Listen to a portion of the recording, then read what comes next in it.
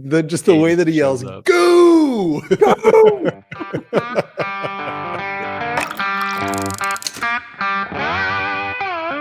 Welcome once again to Chill Filtered, a podcast where we drink whiskey so you don't have to, but you probably should. You probably are, let's be honest.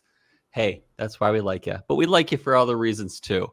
You guys got great qualities, worth loving. That's why we love and like you. This week, before we get into anything, we are talking about some business. Here's the business this week. Check us out on Apple Podcasts if you have an Apple thing, and give us a rating and a review. That would help us out a ton. We haven't got one in a while. And yeah, especially when you're 4 episodes in, you're hooked. You're like, these guys are pretty dope. So I'll write them a cool review just because. That's the business for this week. We haven't done that one in a while. Man, we used to do that all the time. I think Adam used to say that pretty much every episode. Nice.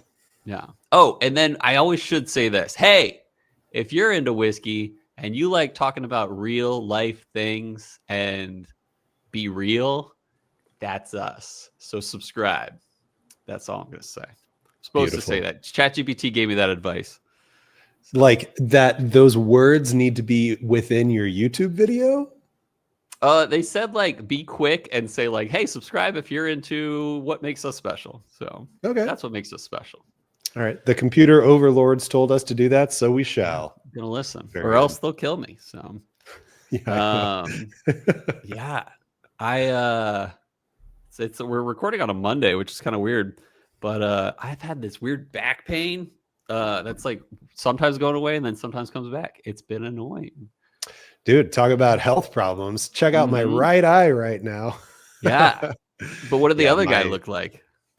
I know, dude. Yeah. This morning when I woke up, man, this thing was like, I could barely even open my right eye. Bryan sent me a picture of himself. Sans shirt for the record, but I didn't see below his shoulders, just peeping out. Yeah, next time. Yeah, exactly.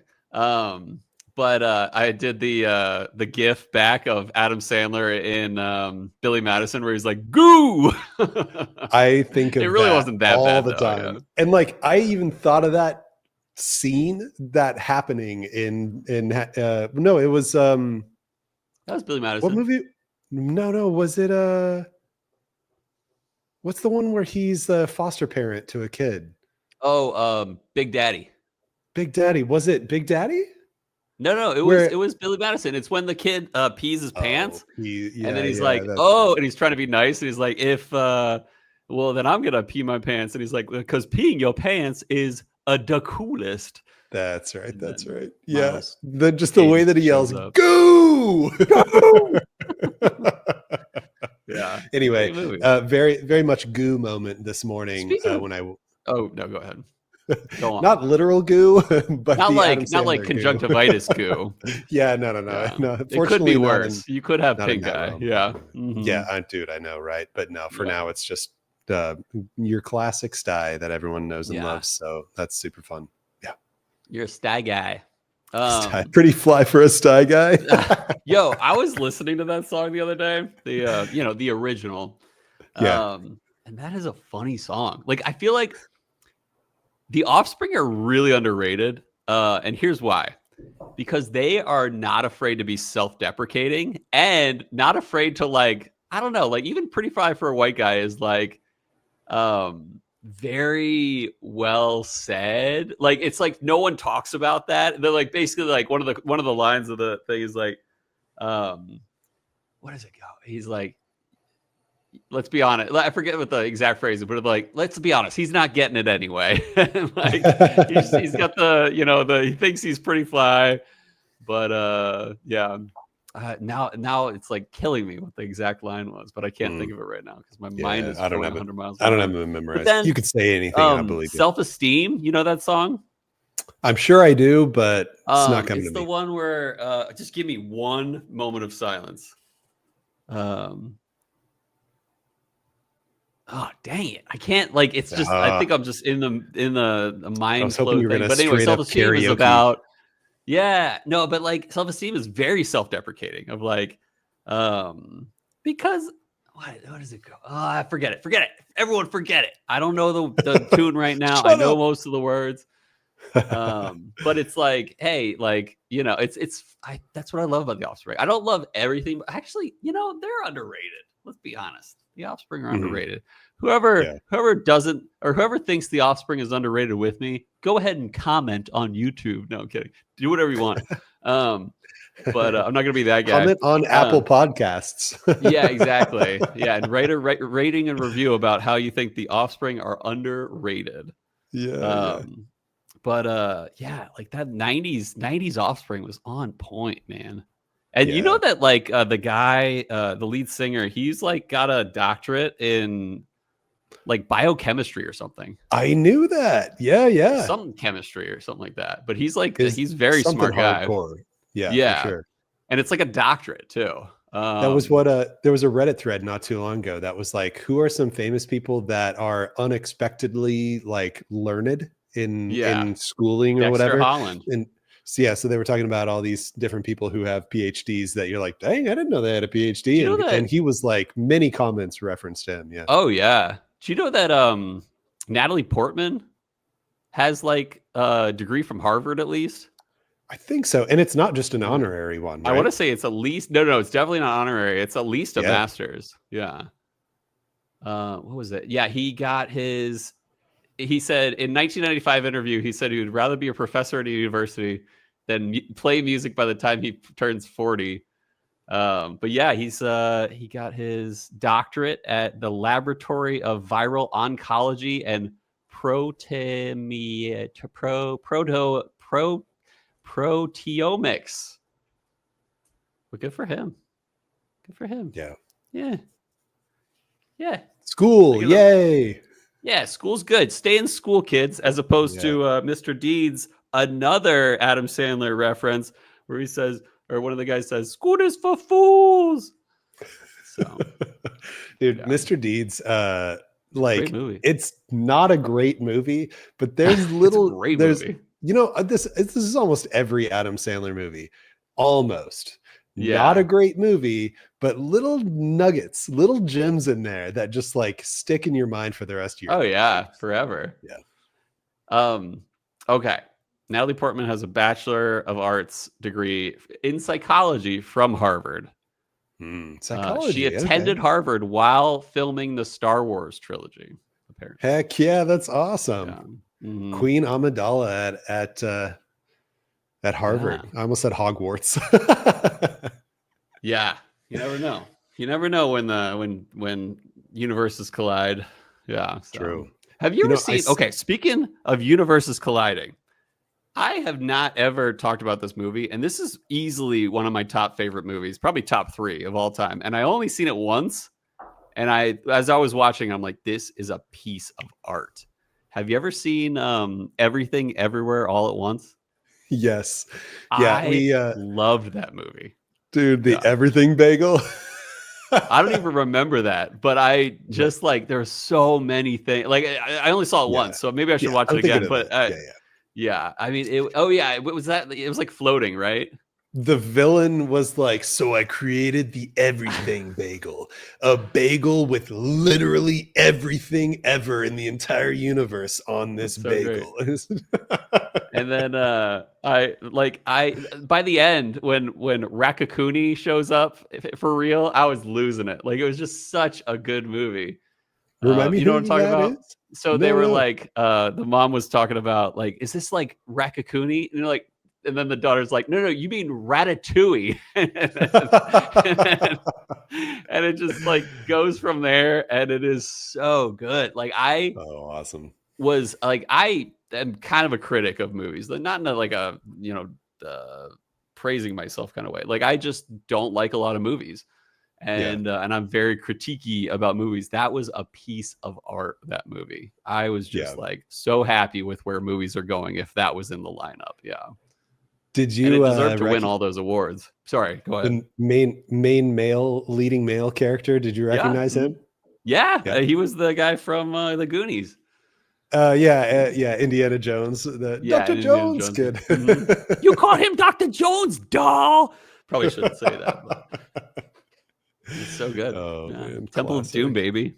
I grew up on that movie. Yeah, we saw Everything Everywhere All at Once and loved it. Definitely need to watch it again, but that was just ridiculous, dude. When they're in the universe or whatever, where they got the hot dog fingers, fingers. It was just so good. It was so well written, that movie. I mean, honestly, it doesn't get much better than that. Yeah, I mean, just creativity dialed up to 11. Yeah. And even just the action, it wasn't known for its action, but it was well done. Everything was so well done in that movie. Yeah, for sure. So if you haven't seen Everything Everywhere All at Once, go check it out. It's probably cheap on streaming now. Hopefully, yeah. Actually, somebody's got because it's an A24 movie, right? Yeah, it is A24. So. Some streaming service is the one that has A24s. I don't remember which one it is. Netflix has a lot of A24s. Okay, maybe it's them then. Yeah. I don't know. But spin off a movie podcast now. So tell me about Passport Coffee. Oh yeah, right. That's been in my hey, I should mention this sometime. So I had a really fun experience at this place called Passport Coffee in Scottsdale.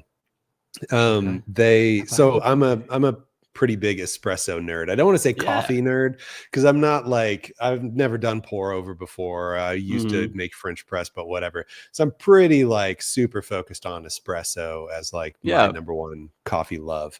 Yeah. And so I get these beans from this place right down the street who gets them from Passport Coffee in North Scottsdale. Oh, cool. Which is 45 minutes away. So I can't just go straight to the source every time. But finally, recently, I went out of my way to go all the way to Passport Coffee just to stop in. Right near the flight school.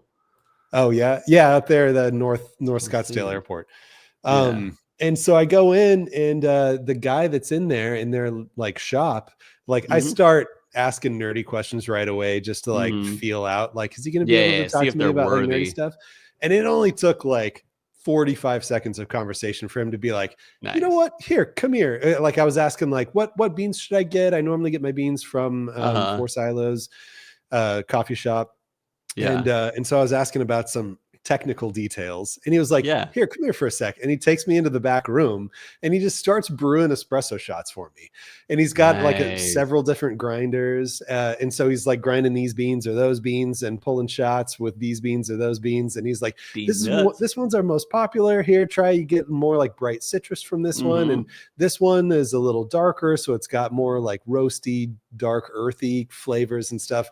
So he basically just made an espresso flight for me. And we nerded out talking about brewing techniques for a while.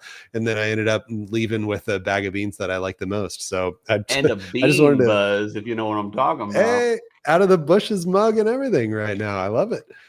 Yeah. But so shout out to Passport Coffee, man. Great experience. That's and awesome. And I'm not sure if he was the owner or a high up manager, but he was something there. And and you it was just immediately obvious that he was a nerd just like me. So it's the best experiences when you go somewhere that you're excited to go and the person there to help you is as excited as you are about it. So, I love that. That's like when I worked at the bar. It was hey, you want to you could see through it sometimes. You'd be this guy knows. It's not always what they know what they're talking about. It's that they're really interested to learn. And or if don't get me wrong, if you know what you're talking about, that's about the same. So there's two ways that I would just instantly click with you as a bartender, especially at a whiskey bar. It's hey, you are loving whiskey and want to learn more, or you just know a lot about whiskey and we will just shoot it off easily. For sure. So here's a fun question for you. I learned years ago, probably while we were still, probably 2 years into this podcast, that caffeine is not for me. But I know it's for a lot of people, and I have nothing against that. But do you ever over caffeinate, and what does that look like when you do? Totally. Yeah. For me, if I have to, I know my limits. And I gotta adhere to them. If I have caffeine at the same time 2 days in a row, third day, gotta have it. Like I'm hooked. Uh-huh. I'm pretty susceptible to caffeine, but I enjoy it. And it makes me feel good and in moderation. And if I keep it up and I know that I can be dependable with making a latte every morning at 7 a.m., it is a way of life that I love and is very dear to me. So yeah, I do get headaches if I suddenly cut out caffeine. So like if we're going on vacation and I don't know what the coffee situation is going to be like, and I'm worried about my ability to, and if we're traversing time zones, so I'm going to be all sorts of screwed up there. Then I, like in the week leading up to vacation, I will cut in a little bit of decaf progressively every day. Until by the time we leave, I'm full decaf and no longer dependent on anything. Yeah, for sure. Wait, so go ahead. Yeah, if I over caffeinate, for me, actually, the worst is when I have too much too fast. Like if I had like a Monster or something that's like 200 milligrams of caffeine, and I drink that within like a span of 30 minutes or so, like I will get a headache from that. But I don't get, there's not a lot of like psychological effects for me. I don't get jittery or anxious or whatever. I just get a headache and my body feels like crap. That's the interesting thing about it, is that everyone, deals with it very differently. And for the record, anyone out there, I have to preach the gospel of not taking caffeine anymore. Because I used to deal with like medicated or medicatable, I don't know what the word is, but like I used to get pills for anxiety, realizing later that it was almost completely just if I had cut caffeine out, like basically. Like I would say 90% of my anxiety was due to over caffeination, or at least caffeination. And then I kind of had to realize that, and I was like, oh, my life is so much better off without being caffeinated. But that doesn't mean it's for everyone. Like I miss it. Like there's certain things about it I really miss. But I know life is way better for me, for Cole, when I don't caffeinate. So if you're dealing with anxiety, maybe try it out, listener. True, yeah. But that's just less caffeine. Me. It might not be you. Yeah. It's like somebody's listening to this and they're like, dang, I deal with that too, as they like finish their second Monster of the day. Yeah. I had to realize one day when I would have like straight up anxiety attacks when I had an energy drink. And I was like, maybe this is connected, but I miss it. Like there was something nice about that little buzz, but it's way better without. There was a period of time where Monster had a caffeine-free. Unleaded. I think they called it unleaded. Yeah. I think we've talked about this too, actually. I loved it. But yeah, dude, Monster decaf was like it. I think it was full sugar. There wasn't a diet version. Oh yeah. So you're obviously like drinking a ton of sugar, but like it tasted great, and there wasn't any caffeine. So, and I know that not everybody likes that weird. I love it. Yeah, I know. I love it too. Yeah. Bang used to do caffeine-free varieties. They would do sour heads. I don't know. I think they went under, or they got bought out by someone or something. But there was sour heads, cotton candy, and a few other flavors had caffeine-free varieties. And I would buy them on Amazon, because you can't really buy them in stores because they only want to do the caffeinated ones. But they were so good. Yeah. And then they broke my heart. Before they even went under, they stopped doing caffeine-free, and that's probably why they went under. No, they apparently were like really, they had a lawsuit that was like really big. They were like claiming a lot of things on the can that weren't really true. So they got, and who set up the lawsuit was like Monster Energy, because they were competition basically. So yeah, well, I mean, called them out on it if they were truly lying on that thing. But unleaded. I think unleaded only lasted like 6 months. I think it was. I took advantage of a good few unleadeds. Yeah. There's nothing now. There's like, I go on Amazon and they're like, give me something that's like energy drink, caffeine free. Nothing tastes. I like that like Red Bull, Monster, Bang, sour taste. Like I love that, but I can't get it. Can't get it.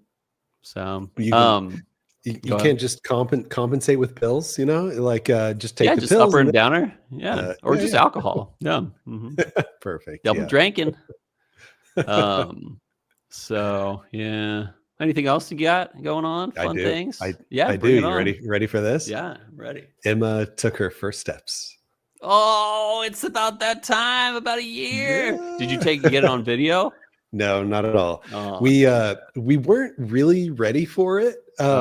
Like it wasn't like obvious that it was about to happen. Yeah. Well, and also we had some stuff going on. So I had some guys over, the normal crew, small get together for a whiskey night. And so Sam's in the back playroom with Emma, and Sam texts me. She said, "Dude, Emma just like let go of everything and stood there for a couple seconds." And like that was a feat in itself. Oh yeah, for sure. That's a big kind of barely done that once or twice. But I was like, okay, that's pretty cool. I'm gonna go back there and see what's going on. Nice. And I get back there and I open the door and I come into the room, and she's like both hands on couch. On a couch back there. She looks up, she sees me, gets all excited, and starts like scooting down the couch with her hands. And then, yeah, I know. And then like before she even knows it, she leaves the couch. She passes the end of the couch with her hands, and she's not holding on to anything anymore, and takes like step before she's like, whoa, and like almost falls over, and Sam grabs her real quick. So she just like, she cruises down the couch and then like passes the end of it without even knowing she passed the end of it. Yeah. Not only to walk, but to walk to daddy, because she was very excited to see you. That's pretty awesome.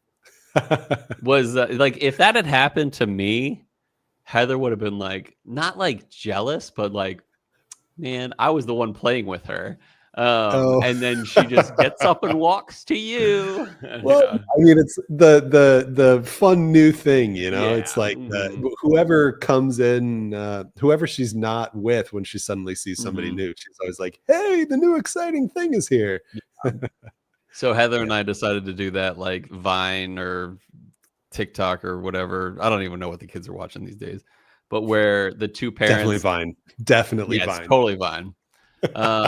Where the two parents call for their child at the exact same time, and who does the kid go to? And actually, Beck and Gray both ran to me, but I feel like it was just a fluke. I'm like, why aren't you got to do it and then average the results? Obviously, yeah, that's what we'll do. We'll recreate it and do it a bunch of times. Do it at least 11 times. 6 out of 11 wins. So totally. Yeah. Ooh, speaking of 6 out of 11, I have my exam coming up in less than a month, so be prepared for fists at some point. Yeah, I know. Don't run into Cole on the street. Don't get to the ABC. Don't get to the ABC store at the same time as Cole. He will beat you in that door. Especially not before. Yeah. Speaking of which, real quick, before we get into the history, I found something. I walked into the ABC store today. Just I haven't been there since Friday, I think. And I walk in and the guy gives me kind of the wink, and I walk to the back, and there was a random drop within the hour, basically. Oh, cool. And I got a Michter's barrel strength rye today at retail. Awesome. So that was dope. What else? Did they have anything else fun? They had Old Fitz's, but I don't like Old Fitz. So they had a case of 3 for them. And I was like, sweet. I don't even like Old Fitz. They had a E.H. Taylor small batch. And then they had some Eagle Rare, some Blanton's, and some Sweet Wheat 1792. That's about it. And definitely, but they hadn't had a drop in like 3 weeks. Yes, I definitely not. That. Yes, 100%. Yeah. If there had been, I would have broken some skulls or whatever the phrase is. For sure. Yeah. So did I tell you real quick one last thing about kids? Yeah. The idea that Sam and I came up with was. She would try to get Emma to say dada, and I would try to get Emma to say mama. So that way, whichever one she says, we both win, because I got her to say mama, but she said exactly. Yeah. That's so smart. so take note. It's a fun exercise. It's still kind of going on. Emma definitely says like mamas a lot, but I don't think she like gets it. I don't think she's purposefully like saying like you are my mama. Yeah, but she's that's only actually done a hard thing for kids to pick up is like entities in a way. I don't know how to put it elsewise, but only just a couple of dads just randomly, nice. but it's at that point it's just like accidental sound making. Whereas like mama, she'll actually like regularly do some mama mas. Nice. So, anyway, that's great. Fun little thing. That's big though. And you know what they say about taking steps is that now you got to be very careful with everything. And now she's going to be running around in a month, and you don't have no control where she goes. I mean, you do, but you don't. Yeah. We've got baby gates. We've got cabinet doors with locks on them. All the cabinet doors. So yeah, we're pretty much ready. There's probably some last little finishing touch things we need to do, but for the most part, things are put away and things are blocked off and locked. So we're doing all right. We didn't do too much of that. We didn't even put a baby gate up for Gray for the upstairs, downstairs, for like the stairs. Oh yeah. It's weird. Like with Beck, we did a little, but then we're like, you know what? We're just gonna be nearish where she is, and there's certain things you don't want to like. You keep the knives away, and you keep like the you keep, I don't know, like. But we really stopped doing that with Gray, and she does. She, like I said, she's not a quick listener, Gray, but we don't worry. I don't know. It's weird. I think we should. Kind of sounds be more like worried. Kind of sounds like Gray is the listener, but she'll still maybe do whatever she wants after she hears it. The funny thing is, the first time we did the "Come to Mommy, Come to Daddy" exercise, she's just like ran between us and threw herself on the couch and just did her own thing. But we did it again, and then she ran to me. So it was that's hilarious. But that's great for you. It's like, I don't need no one. I'm just going to play by myself. Yeah. Love it. All right. Well, let's get into the history after this quick break. But we're drinking. I don't know if we've mentioned it. We're drinking Russell's Reserve 13 year, and that's the batch 6, the 2025 release. And it's going to be good. It's going to be good. Are these annual releases? No. No, you know what? We'll save it for after the break. We'll talk a little bit about that then. All right, here we go to break.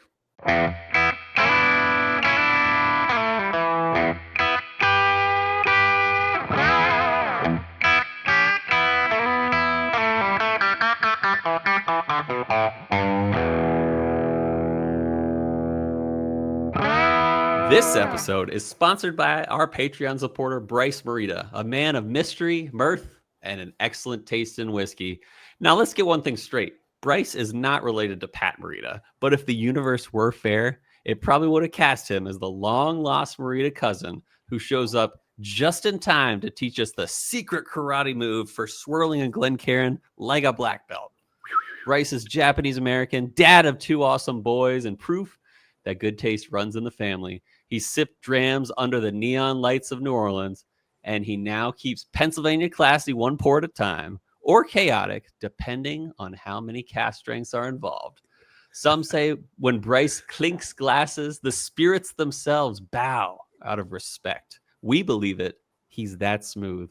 Bryce, thanks for showing up for Chill Filtered and giving your boys a dad cool enough to school us in all the art of living life neat.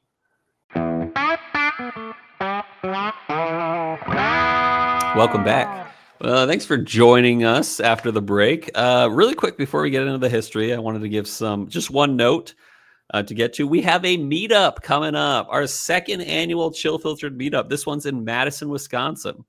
We'll be there the weekend of September 19th through the 21st, and we'll have a ton of fun activities that we have planned for those who join us. And one of the coolest ones we're doing is a rye barrel pick at Driftless Glen Distillery. We might even have an option to get a 10-year rye. It's going to be dope. We've let our Patreon people know the plan, but if you would like more details and you're not on Patreon, please reach out to us on Instagram or chillfilteredpodcast@gmail.com for more details. All are invited for sure. All right, let's get into it. Russell's Reserve, 13 year. Show me that bottle. Batch 6. Ooh, here we go. This is definitely not our first Russell's Reserve episode. This is definitely not our first Russell's Reserve 13 episode. But it's definitely our first Russell's Reserve 13 Batch 6 episode. So that's awesome. Last time we did Russell's Reserve 13 was episode 228, over 100 episodes ago. Yeah, I don't know why I looked at my watch when you said that, but yeah. Sometimes you got to know, yeah. Yeah, but right. I thought instead of doing a Wild Turkey history episode, which we've done before, we could cover something that has been coming up in a few of our episodes is fires, distillery fires. So we're going to talk about the Wild Turkey May of 2000 distillery fire. There's definitely a few Kentucky distilleries that have caught on fire, or at least parts of them, and Wild Turkey is in that list. So let's talk fire details. What happened? Well, the date was May 9th, 2000, near Lawrenceburg, Kentucky, in Tyrone, which is, I think, that like the town over or something like that. But that's Wild Turkey's in Lawrenceburg, so it's like right around there. But anyway, Wild Turkey's distillery's Tyrone Rickhouse site, a lightning strike struck the warehouse, the Rickhouse, and it was storing about 17 to 19,000 barrels. Goodness. That's a lot of barrels of aging bourbon. At the time, it was one of the largest warehouse fires in bourbon history. And how the fire spread, and I believe Heaven Hill was 96, I'm pretty sure. Sounds right. But so how the fire spread, once the Rickhouse was ignited from the lightning strike, flames spread rapidly due to high alcohol content, not only in the barrels, but in the air. Because, you know, when you're aging, the angel share is kind of still, you know, hazing around these barrels, and that's high proof. And it's volatile vapors. You know what I'm saying? You know what I'm saying? Volatile vapors and thick bases. And, you know, there's a lot of wooden structures, whether the rickhouse or the barrels. So approximately, take a guess at how many gallons of burning bourbon poured from the warehouse. Dude, I don't know. They say around 1 million gallons. I was going to say like 100,000. Oh my God. Yeah. They say, well, you know, assuming that, you know, these 19,000 barrels were mostly full, it's, you know, close to 1 million. So anyway, the bourbon poured from the warehouse and was ignited as it was flowing downhill. It went into the surrounding fields, ditches, and ultimately the Kentucky River. The flaming bourbon runoff created fire whirls, fire tornadoes. Look it up on oh my God, on YouTube's and dramatic scenes of blue flames across the Kentucky River's surface. Crazy. There was quite the environmental impact. Bourbon runoff caused significant fish kills. It was estimated that more than 200,000 fish died due to the sudden spike in alcohol percentage in the river.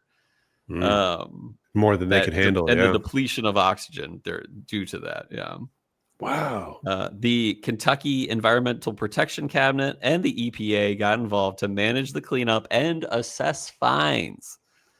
Wild Turkey, owned at the time by Pernod Ricard, paid fines and invested in updated fire prevention and spill containment measures for future warehouses. And despite the massive loss, the distillery kept operating and kept going. The lost barrels were only a fraction of Wild Turkey's total aging stock, which is pretty impressive, especially for that time in the bourbon history. The event emphasized the need for more modern fire suppression systems and in rickhouses across Kentucky. The fire also fueled industry-wide improvements in warehouse design, including containment. What did I write? I don't know. Berms? Oh, I guess that's what they use. But to prevent runoff and better lightning protection. Local fish populations eventually recovered, but the incident remains one of the cautionary tales of Kentucky bourbon lore. The 2000 fire is still talked about as one of the biggest modern bourbon warehouse disasters, alongside the 1996 Heaven Hill fire and more recent fires or collapses at other distilleries. Wild Turkey rebuilt and modernized their aging facilities, like I said, with infrastructure in the following years, eventually opening their new visitor center and upgrading facilities by the year 2013 under master distiller Jimmy Russell and his son Eddie Russell.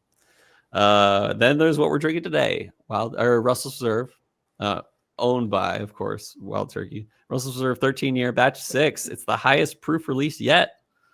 123.8. Oh yeah, that's right. I forgot it was higher proof. Obviously. And 75% corn, 13% rye, 12% malty bees. 2025 released batch 6. And that's what we got. MSRP is about 200. Is that about what you spent? So. Oh, that's right. Yeah.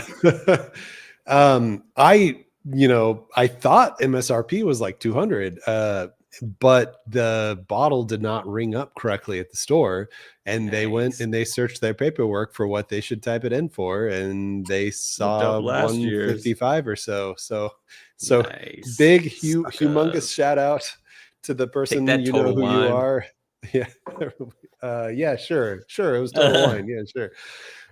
Anyway, shout out to the guy who kept me in mind for this bottle. I appreciate it very much. Thank you. Nice. Oh yeah, it wasn't Total Wine. I forgot about that. Might have been somewhere else. Or was it? Yeah, interesting thing about this. It's been 57.4%, 114.8. It's been 114.8 for every release, all 5 previous releases. And there's some history here, because batches 4 and 5 in theory are the same lot, but there was a glass shortage, and so also to be clear, they've never had batch numbers before. They're just colloquially referred to as batches because they have different laser codes printed on the bottles for when they went through the assembly line process. So the original laser code was LLJD. Then there was LL Cool J? I'm not gonna remember.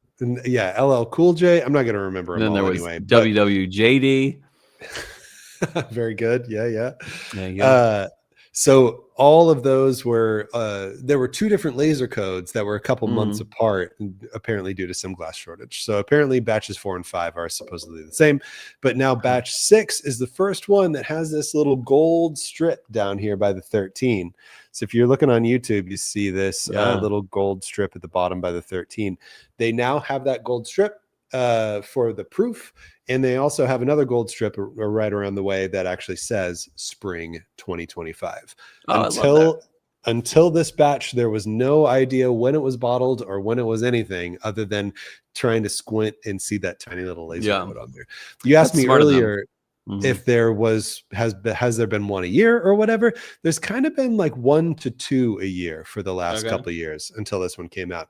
And if it's not evident enough that what I said is correct, they printed spring 2025 on here. So, that gives them some wiggle room to be able to have up to 4 batches a year if they're going to say season and then year at the end there. Yeah, makes sense. Give you a little pork chop. There you go. This is vapory. Like, I'm almost sniffing this thing. It's got some heat on the nose. Yeah. If you're like me and you want to be able to make sure you can tell your batches apart, you put blue painter's tape on the top and you write 6 on it. That's what I was doing with Ode to Eyelid, because they didn't do batches. I know, right? I think, did they do it for batch 3? Batch 3 on the back at the very bottom in teeny little text, it says batch 3. Yeah. But batch 1 says in bourbon barrels and has no batch, and then batch 2 has in rye barrels and has no batch. So yep, that's correct. I'm nosing now. Definitely, heavy oak brown sugar is where we're at right off the bat. Oh man, that's hot. Yeah. But good. What'd you entry buzz on? Batch 2. Oh, good. But I never really talked about it, and I finished it. Nice. All 2 ounces? Yeah, all 1 ounce. You gave me a 1er.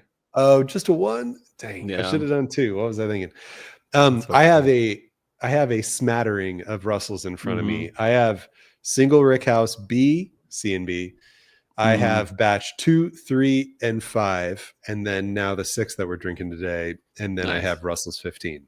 So I'm not doing a coordinated attempt here. I just might jump back and forth between a couple of these, but I've kind of been sipping all of these as my entry buzz leading up to this. I think that this nose, though, I mean, big brown sugar is where I'm at. I'm not getting any brown sugar is a good note. Mm-hmm. Not getting any fruit on the nose right now. Yeah.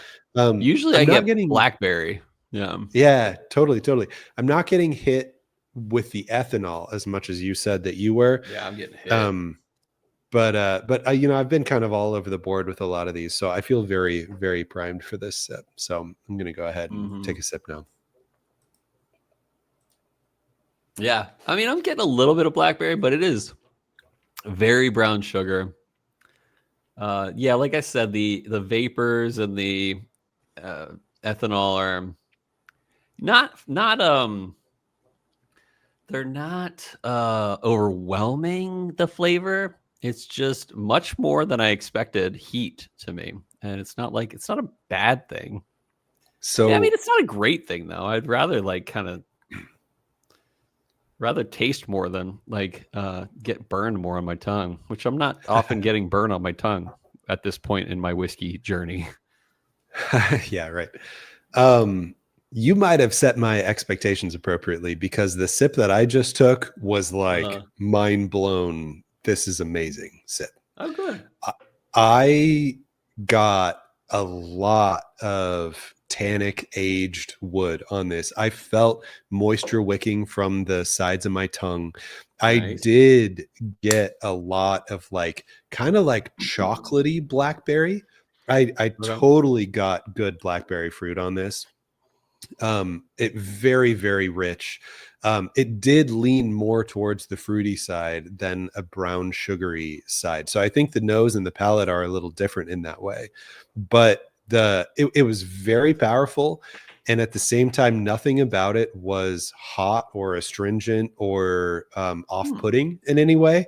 I think that it is absolutely jam-packed full of flavor, and it's easily a contender against batch 2 to be my favorite 13 batch so far. Nice. Oh man, where to go next? Now I better do one more batch 6 sip first. So I mean, I went 13 to 15. 15 takes the cake.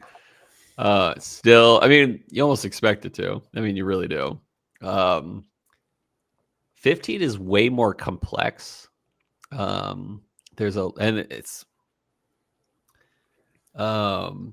love this 13. It's really, really good. But I'm comparing it to the 2024 whiskey of the year for me.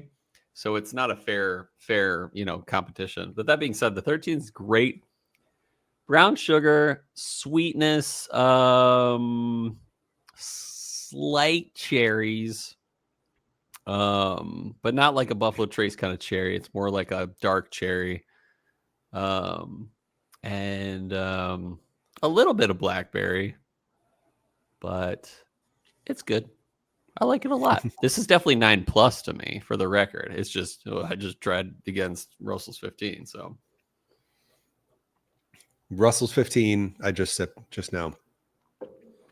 Definitely less hot. Mm-hmm, definitely less burn, definitely more rich, ripe, juicy fruit on the 15. The 13 hits me more like a GTS, because if you're not ready for a sip of GTS, it'll knock your socks off. Right. If you're not ready for a sip of GTS, it's going to knock your socks off, because it's going to just absolutely demolish your palate like a steamroller rolling through.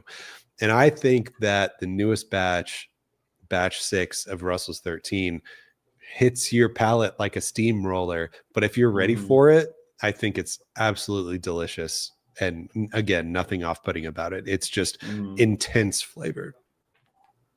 All right, I dropped a few drops of water. Let's see if this tames that alcohol.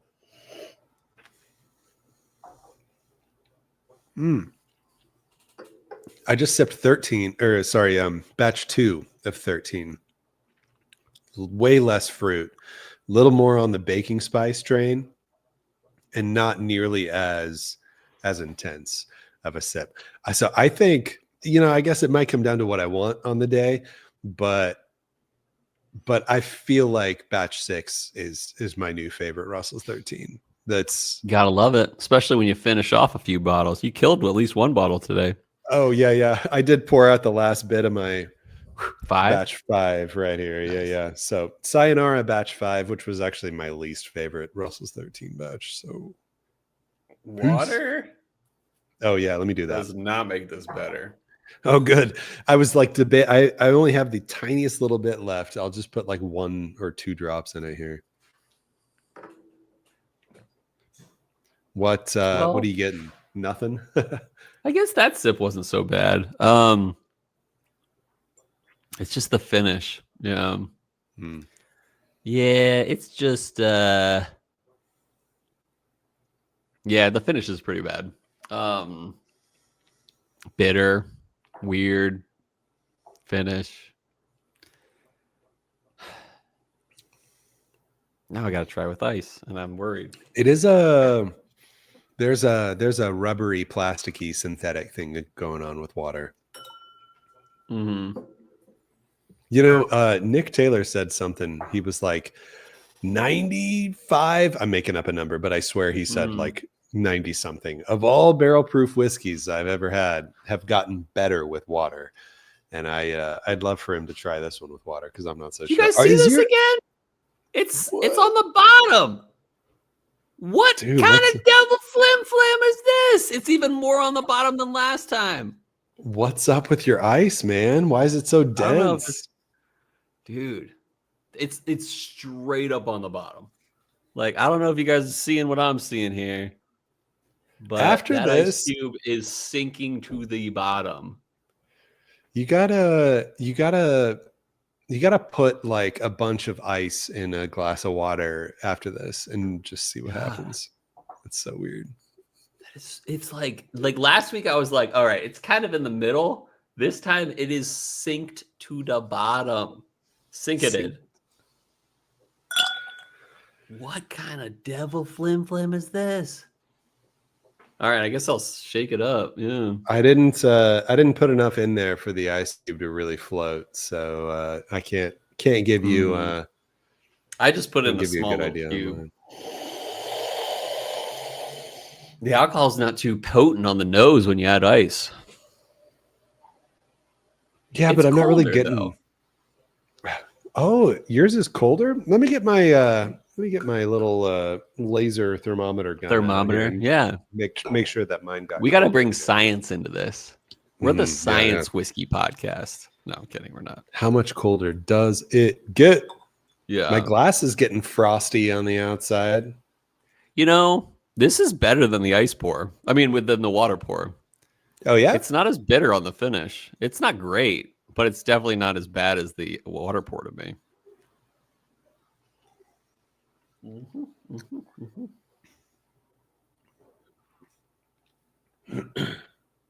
So I did kind of inhale it a little bit. So hopefully I can give you some lungs notes here in a sec. Okay. The fruit that I'm getting on this is not dark and rich anymore. It's more like appley. It's more like lighter fruit. But I am getting a lot of fruit on it. But it's not good. It's not delicious. It's a little cedary in wood. It's a light bright. It really kind of brought this up from the depths of where it was without ice or water or anything. I do not like it, but that's where we're at. Hey, but it's better than the water to me. So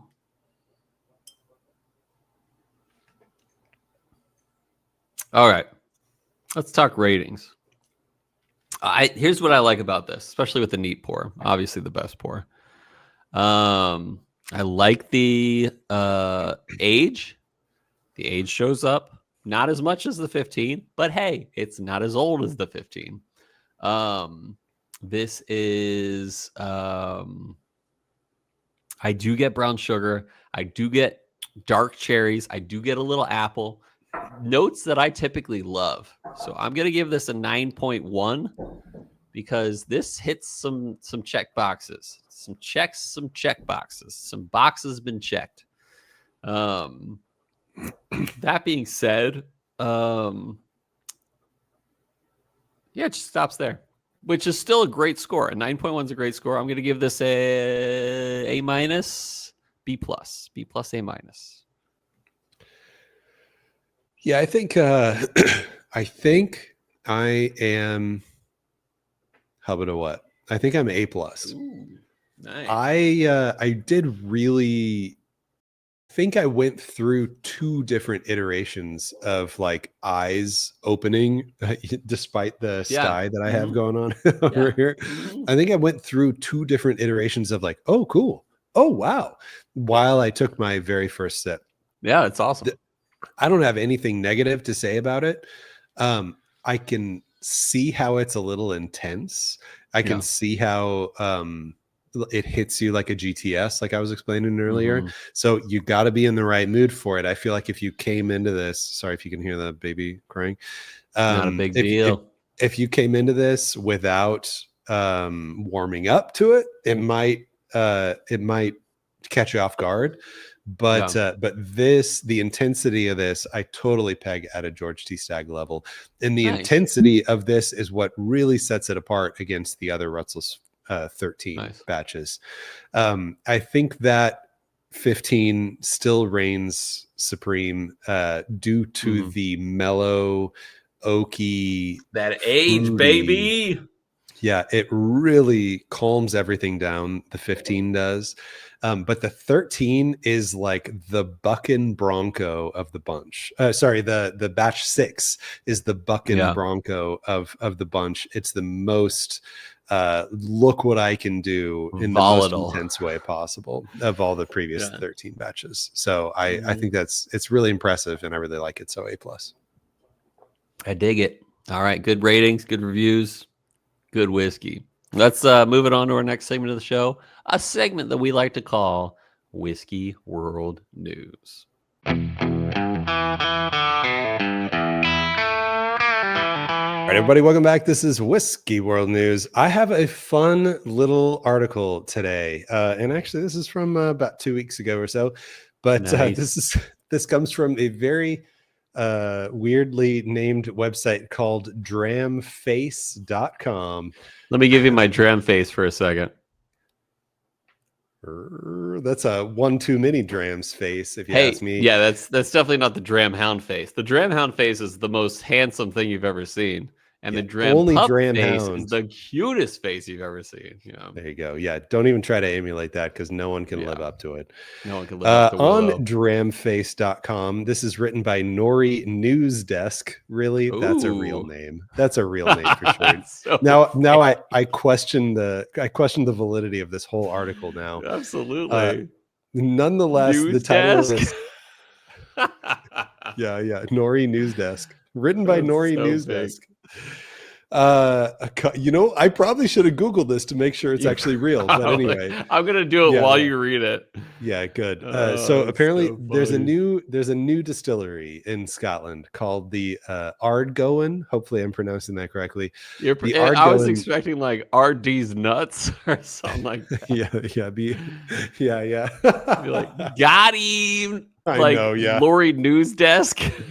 We would have to share this video with them if that was the case, because they would have got me good there. But the Ardgowan Distillery announces the filling of their first cask. And I love this because it's like a brand new distillery. Just, a matter of a couple weeks ago, they put distillate into their first cask. So like they're on their journey now. It felt exciting. So anyway, Let me read through this article here. The Ardgowan Distillery Company today announces the filling of their first cask since building concluded earlier this month.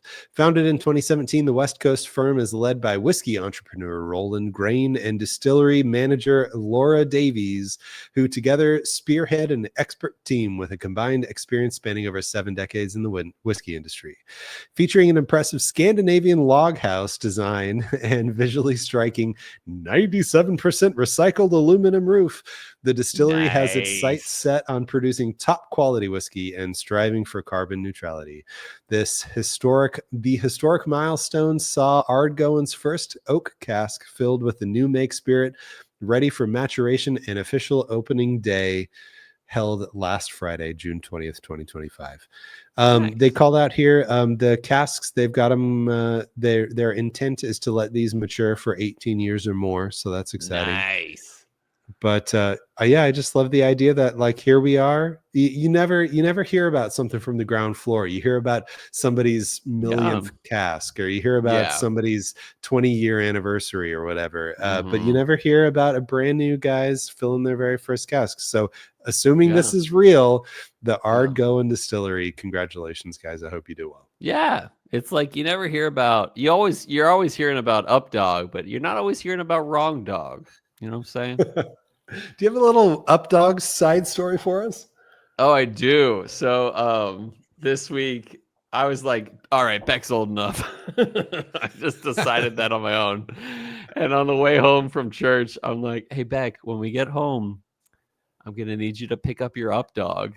And before we go to take a nap time. And then she goes, "What's up, dog?" And I'm like, "What's up with you, dog?"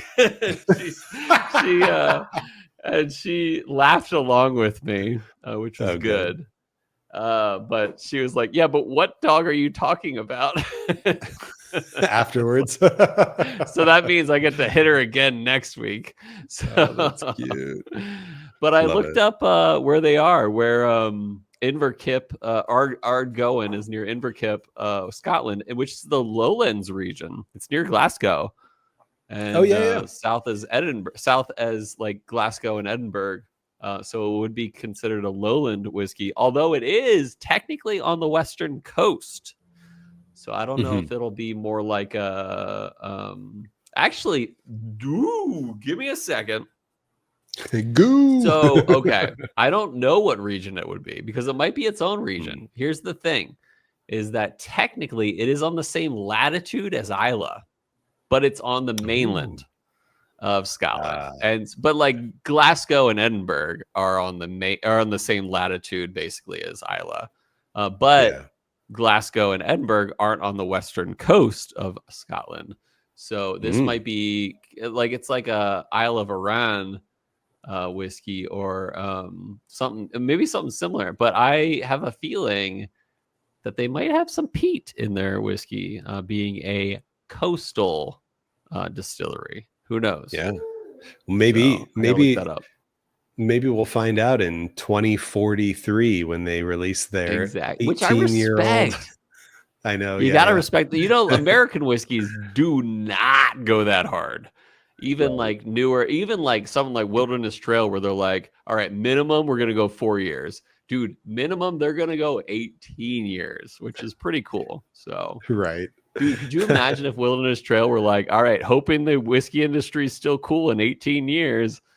Yeah, no, I know, right? But like, if I'm willing, well, I am willing to bet, but if I'm guessing, they're going to intend to let these casks mature for 18 years, but I'm sure they'll come out with a 10-year. They'll probably pull them after 10 and pull them after whatever. Like, surely they've got some ideas for younger age statements, but at least like the max age statement, or like we expect it to at least be able to go this long. Some of the stock, 18. I could see that. Speaking of max age statement, shout out to Max for being a baller. All right, that's what I meant. That's our whiskey world news for this week. MAKS. It all comes down to Maximilian. I won't give away his last name because I know. Yeah. Max a million. All right, moving into what whiskey would you choose now that we've invoked the name of Maximilian 3 times like Beetlejuice? We asked you last week, are you more excited for Russell's 13 or Eagle Rare 12 this year, since they're both kind of coming out around the same time? And your wish came true. Yeah, right. I know, it really did. When you and wish also upon a star. Yeah. Very good. Side shout out to our buddy Wayne here. Wayne, Patreon subscriber Wayne. Yeah. Wayne he Shield, baby. He saw a Eagle Rare 12 in the wild, the first Eagle Rare 12 that I've ever heard of or seen in the wild. He saw it at a store in, I think he's in Kentucky. He's somewhere over on the east. No, he did not get it. Because it was $500. He might not have even asked. I'm not sure, but the store that he was at, he was like, "No, the prices are astronomical." Like, nice. Obviously, it didn't have a price tag on it. It was like, yeah, not a chance. But anyway, shout out to Wayne on the Eagle Rare 12 sighting. Wayne, first I'd heard meet us in Madison. I like you. We'll hang out. Yeah, for sure. We do not have results though. We're recording a little early this week, so maybe next week I'll let you know how the Russell's 13 or Eagle Rare 12 thing worked out. But I'm gonna just jet right into asking you now what would you choose? Not necessarily whiskey, could be anything. Favorite summer cocktail. We're taking a departure, or may not take a departure from whiskey here for this. Favorite summer cocktail. What you got? The raspberry sunshine. You know anything about this drink? No, it sounds like, I'm gonna guess gin. No. Yeah, it's bourbon. All right. Ooh. So if you look up one of our oldest as a channel, as Chill Filtered Podcast channel, we used to do cocktails with Cole, and Adam was like begging me to do these kind of things. And I was like, fine, I'll do a few videos. There's probably like 4 or 5 videos of cocktails with Cole. And one was a cocktail that I made up called the Raspberry Sunshine. And it involved lemon juice, bourbon, and raspberry preserves. And it was good. I bet it is. Yeah. Yeah. So you shake it on up and you got yourself a Raspberry Sunshine, and it was real good. So maybe I'll make myself one this week. Love it. All right. So for me, this is a newly discovered cocktail, and I believe it's a classic cocktail. So yes, I am riff on a classic at the very least. Yeah, I am late to the game on this, probably, but called a chartreuse swizzle. So Sam and I were out for a date night. Green. Sam and I were out for a out for a date night the other night at the Hidden House in Gilbert, Arizona. Nice. If you're in the Arizona shout area, out to Gilbert, one of my favorite places I've lived. Right, check out Hidden House. But anyway, we had a go-to cocktail there, but I ended up spying this, and I know about green chartreuse.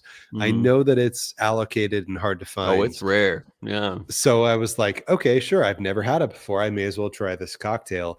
And it ended up instantly beating out what Sam's current favorite cocktail was, which was 2 dots and a dash, 3 dots and a dash, which I believe is also another traditional tiki cocktail. But so this is 1.5 ounce green chartreuse, 1/2 ounce John D. Taylor's Velvet Falernum.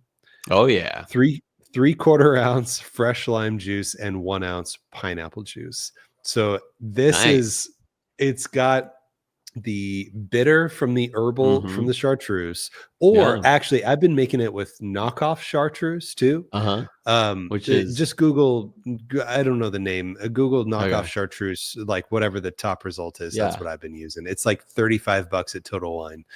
But you get the sweet from the falernum, and then you get the citrus from the lime juice and pineapple. So it covers all your bases there. It is so refreshing and delicious. Yeah, you know I live the high life, and I own a bottle of green chartreuse at the moment. Oh, so I do too now, thanks to Bryan Duncan. When I had what my a baller. little whiskey night. baller. I know. I was like, Bryan, I know you have a green chartreuse. Would you mind bringing it over so I can make Sam a cocktail? And he left it with you. Yeah. Well, and I paid him for it, of course. But I paid him for it. But now I own one. It's not like I could just go to the store and pick up one whenever I want. So shout out to pick Bryan. Me up a velvet falernum real quick and make me. Well, that's another $20 to $30 total wine liqueur kind of thing. Yeah. Definitely not difficult to find there either. So much as greeny chartreuse. Yeah, in the falernum, like I sipped it straight just to see what it tasted like, what was going to go into it. Very classic tiki flavors. It's kind of like a almond. It's kind of like a spicy almond, like a orgeat. Yeah, very sugary, very almond, a little bit of spice also. So yeah, it's something that is versatile enough. You could use it in many other things and not just this. So worth picking up. Yeah. You ever have a Mai Tai? I'm sure you've had a Mai Tai in your day. Oh yeah, and like I've had cheap sugary Mai Tais and I've had good traditional Mai Tais. Yeah, definitely love a good Mai Tai. I made my own orgeat one time and made some killer Mai Tais. They were great. Yeah. What did you make simple syrup and steep almonds in it? Like, how did that work? Basically, that's basically how you do it. Yeah. Oh yeah, cool. Yeah, that makes perfect sense. You like kind of crush, but don't like puree or don't powder the almonds. And then you just steep it for a while. Yeah. Increase the surface area so that when you steep it, you extract more of the flavor. I get it. I get it. Yeah. I'm all about that flavor extraction. I like it. And I'm all about that base. And I'm all about that thick base too. You know what I'm saying? Well, I'm all about what we're drinking next week. So are we back to what we were drinking last week, or what we decided to go against last week was the Old Forester President's Choice, 11 Summers, number 44, or the Eleanor from either MGP or I believe Milam and Green. Is it? I don't know. Bardstown versus MGP. So maybe it wasn't Milam and Green, because Milam and Green is in Texas. Maybe they're both aged in Texas. Nonetheless, let's do that for sure. Because this obviously the opportunity fell in our lap here for us to do the new batch of Russells. So thanks for bearing with us, and you'll see the vote this week on hopefully Tuesday vote between the Old Forester President's Choice and the Science Experiment from two different sources, everything aged the same way from not Milam and Green. You know what? I'm looking forward to, definitely not next episode, but maybe a soon episode, is this Parker's Heritage 24 year. Dude, 10th edition. Yeah. I hope we drink that soon. I hope we don't have to come up with a reason to drink that, and I hope we just drink it whenever we want to. And I hope there's a bunch of samples behind you that has my name on it. I think there is. Did you notice? I did. While you were going to the bathroom or whatever, I was like, holy cow. Yeah. What? There they are. And this is harder than it looks to get your hand to point in a mirror the way that you want it to point.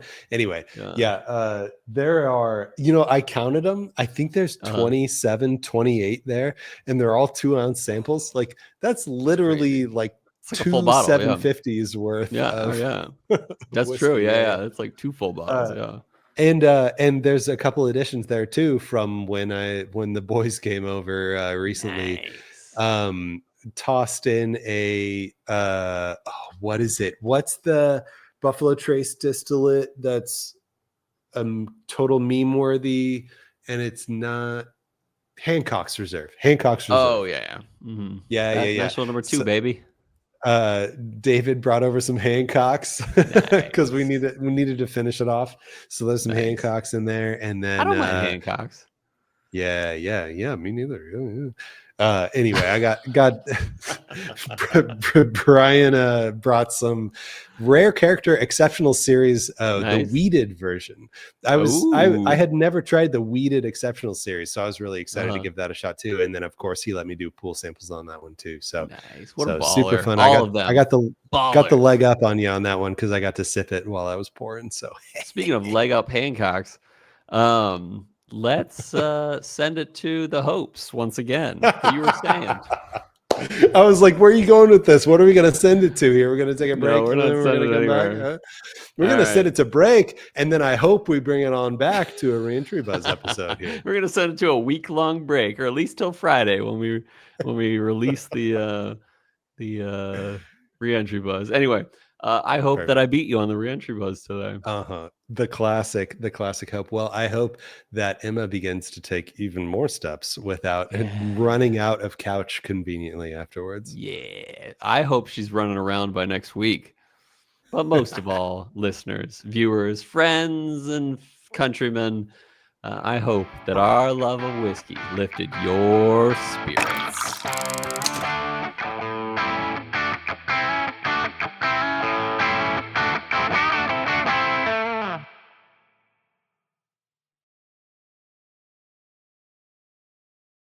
Go!